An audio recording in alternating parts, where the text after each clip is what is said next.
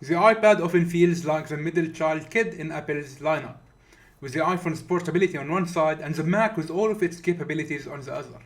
But what if I told you the iPad can be used for maximum productivity throughout your day? Let me show you how I use my iPad to get the most out of my day.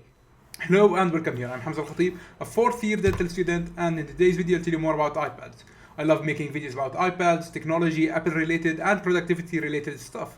So if you enjoy these, make sure to subscribe. Let's start with distractions. iPads are often distracting. They can be as much useful as they are distracting.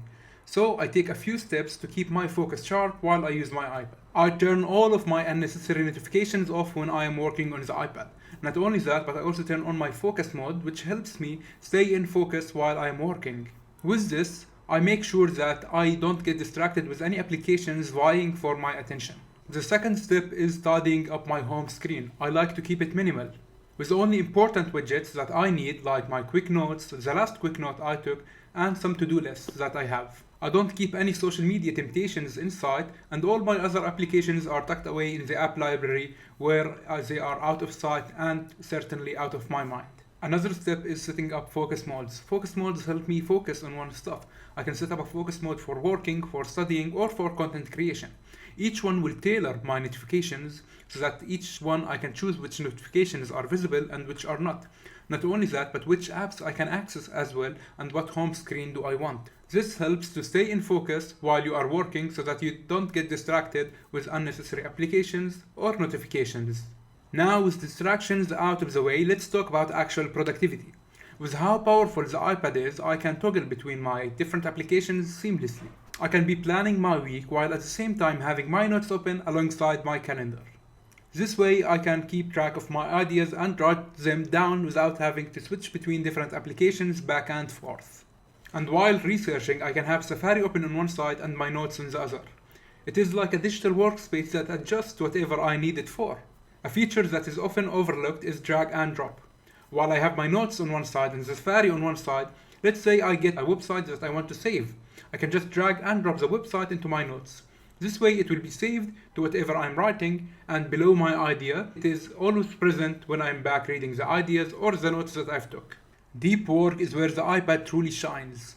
With the Apple Pencil, I can take handwritten notes. They don't quite feel like writing on paper, but it is good enough, especially with having the ability to search through your text and organizing your notes in a good way in a folders type of way. Whether it is sketching on PDFs or just writing down your ideas and notes or your mind maps, this just feels more tactile and more productive than just a normal pen and paper way.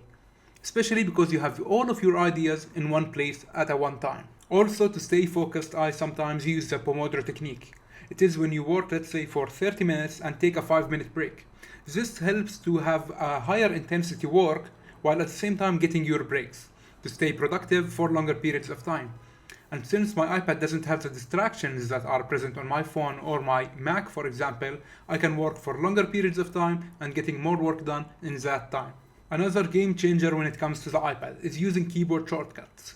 Many people don't actually use it, but you can connect a physical keyboard to your iPad. I use it often. With the physical keyboard, I can toggle between applications in a seamless motion. I don't even have to raise my hands off the desk or touch the iPad itself. Not only that, but it's easier to edit and to write down text when you are on a keyboard rather than handwriting. Let's say you are in class, but you want to take more notes or you want to take deep notes in a short period of time, where you can't really organize your text or your handwriting. Keyboard comes in handy, but you can also search while using the keyboard in a much neater way, and you have many shortcuts that are useful. You have a shortcut to open applications, to search for applications, a shortcut to open anything you would want, and finally with the iPad everything just feels seamless, fluid, and efficient when using the physical keyboard. Beyond productivity, the iPad is also a solid content creation tool. I often use my iPad to make my videos. I record my videos about the iPad, or I record with the iPad itself, as it does have a good camera in comparison to other iPads in the market. But I also video edit and do the montage that I have to do on the iPad itself with applications like iMovie, for example.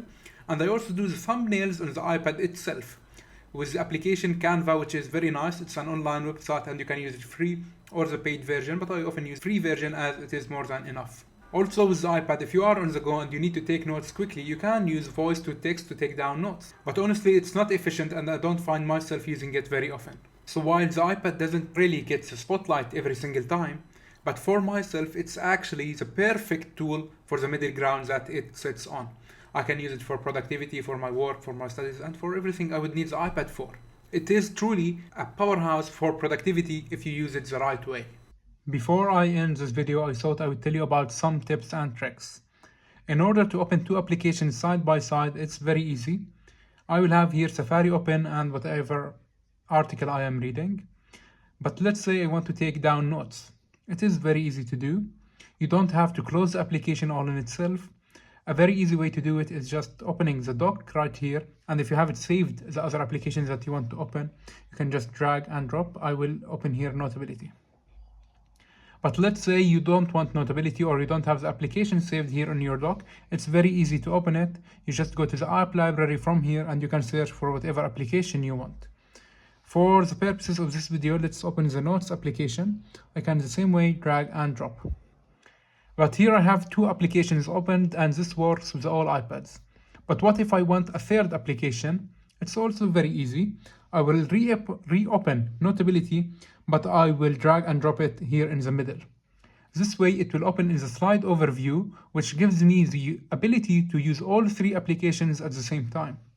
As you can see, I'm here navigating my article. I can take down notes using my Apple Pencil as well. And at the same time, I have here Notability open and I can toggle between all applications at the same time.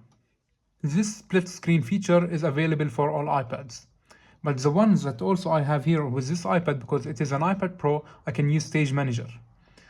I can activate it from here and you can activate it first from the settings application from Control Center. What Stage Manager gives me, it gives me the ability to use my iPad the same as any computer. Here I can minimize and maximize my window and the applications themselves will open in a window form. As you can see, I have the three applications that I had open, but now I can put them over each other. This way, it will feel more like a laptop rather than an iPad.